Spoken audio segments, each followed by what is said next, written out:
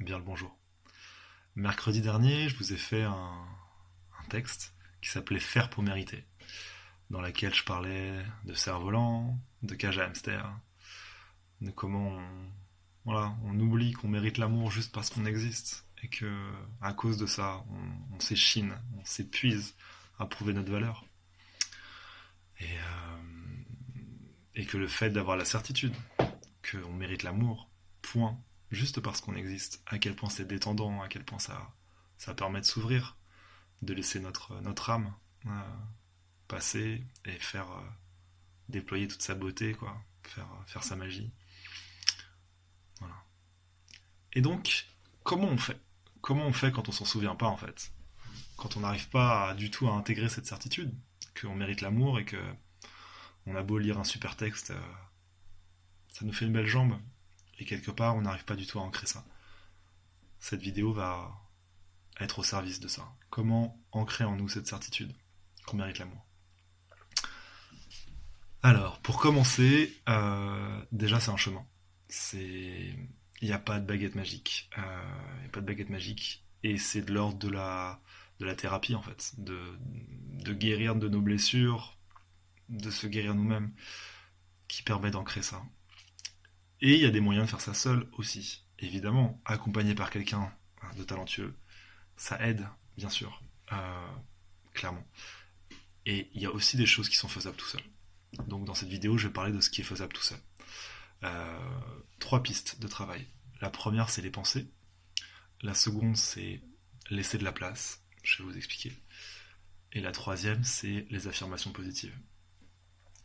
Peut-être en introduction, une phrase qui m'est venue que j'aime beaucoup, c'est s'aimer, c'est de la discipline et de la douceur à soi. De la discipline parce que c'est des actions concrètes à mettre en place et peut-être des habitudes à changer.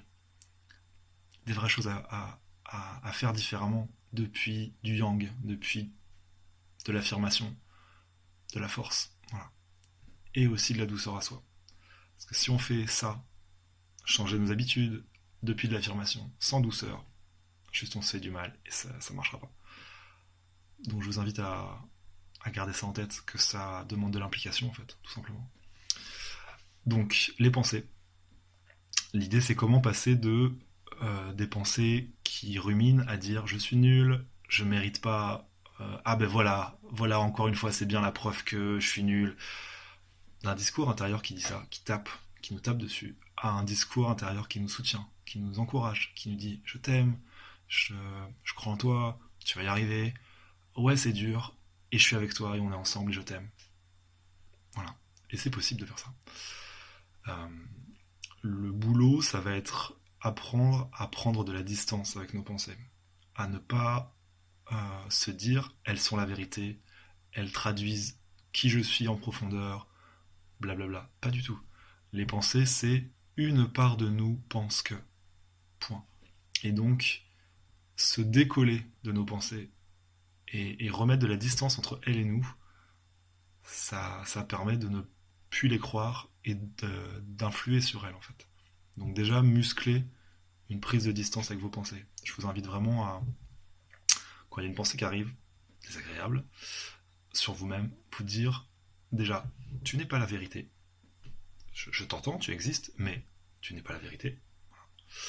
Et ensuite, de reformuler la pensée en disant, ah tiens, une part de moi pense que ta ta ta ta ta ta. En faisant ça, ça vous permet de reprendre une place d'adulte dans votre système. Parce que ce qui se passe, c'est que les parts qui disent ces horreurs sur vous, c'est des parts enfants, c'est des parts blessées.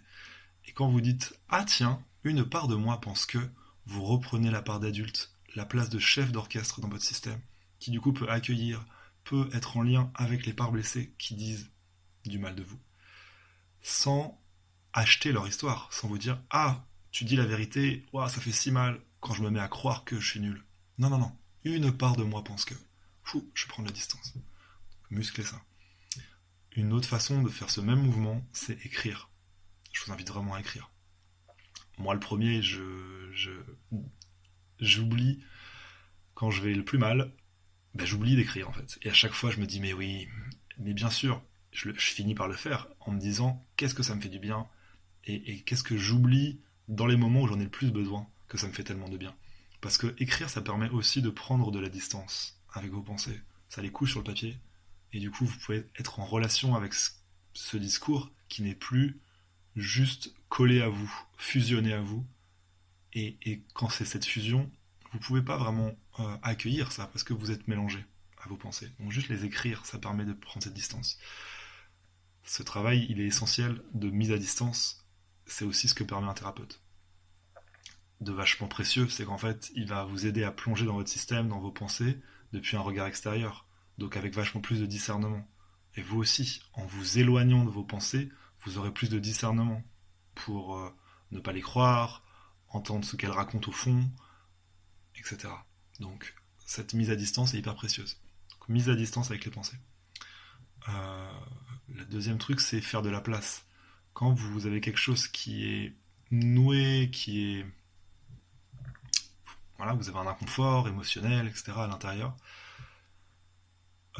lui donner de l'espace. Ça peut être, tiens, je vais danser ça, je vais mettre de la musique en disant à ce truc en moi, ok, je te laisse mon corps en fait.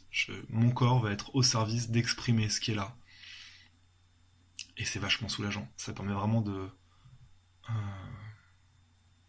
transmuter, de vraiment guérir en fait. Parce que ce quelque chose, ça fait qu'il est entendu, qu'il a vraiment de la place.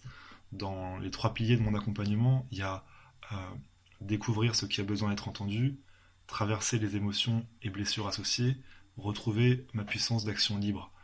Et ben ça, ce truc de je suis pas bien, je vais laisser de la place, ça permet d'entendre ce qui a besoin d'être entendu et de traverser les émotions et blessures associées. Parce que c'est fort probable qu'en faisant ça, vous alliez, ou pas, mais c'est possible, traverser des vagues émotionnelles qui étaient jusque-là stockées, et juste de lui donner de l'espace en conscience. Ça peut être aussi écrire, en disant je vais écrire mon inconfort là, je vais vraiment le sortir. Ça peut être dessiner, ça peut être danser. Et ben le fait de lui laisser de la place, ça va lui permettre d'être entendu, premier pilier de mon accompagnement, et éventuellement aussi de faire ressortir une vague émotionnelle que je vous invite à traverser, à vraiment laisser, peut-être il y aura envie de taper sur un coussin, peut-être il y aura envie de pleurer, peut-être voilà, de laisser traverser l'émotion. Ce qui après permet, troisième pilier de mon accompagnement, de retrouver de la liberté en fait. Parce que ça va plus être en tension à l'intérieur, à crier pour être entendu, et à vous empêcher de faire telle chose, à vous faire adopter tel type de comportement automatique. Voilà. Donc laisser de la place, deuxième truc.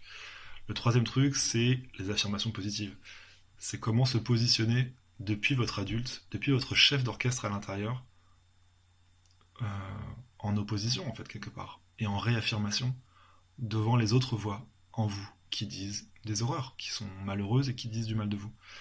Par exemple, et c'est à vous de sentir, et un accompagnant peut aider fortement à ça, de sentir les phrases qui résonnent le plus. Par exemple, si vous avez je suis nul, vraiment j'y arriverai jamais, d'écrire l'inverse, d'écrire je me souviens que j'ai de la valeur et que ce que j'accomplis est précieux, par exemple. Et vous trouvez la phrase qui est la plus forte. Et cette phrase, voilà, discipline, depuis votre yang, depuis votre force en vous, vous dites, je vais la répéter, je choisis de la répéter. Là, vous écoutez votre yin, vous écoutez votre douceur. Qu'est-ce qui est bon pour moi en termes de quantité? Est-ce que je la répète tous les jours? Tous les jours, je vous invite, mais c'est vous qui... Au moins tous les jours. Est-ce que je la répète une fois, 2 fois, 3 fois, le matin, le soir, pendant combien de jours? Et vraiment de vous engager à vous y tenir et à le faire vraiment. Et ça, c'est hyper puissant. Ces affirmations positives qui sont pile à l'endroit justement de blessure, pile à l'endroit où il y a du discours qui dit l'inverse, et ben vous allez prendre le contre-pied en fait. Et l'affirmer tous les jours. Bam, bam, bam, bam. Et c'est hyper puissant. Ça aussi, c'est un vrai levier que je peux vous conseiller pour amener de la paix à l'intérieur, amener de la douceur, et muscler cette certitude que je mérite l'amour. Voilà, donc si je récapitule, la mise à distance avec les pensées, laisser de la place, laissez de la place, laissez de la place. Danser, peindre, écrire, voilà. Depuis l'endroit où il y a de l'inconfort, en disant ok, toi, je ne sais pas ce que t'es, je te laisse de la place. Et là, je t'offre un quart d'heure, je t'offre du temps.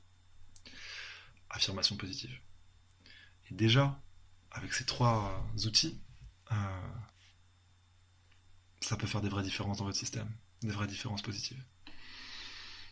Et vous aider à cheminer vers la certitude que vous méritez l'amour, absolument, évidemment, vous méritez l'amour.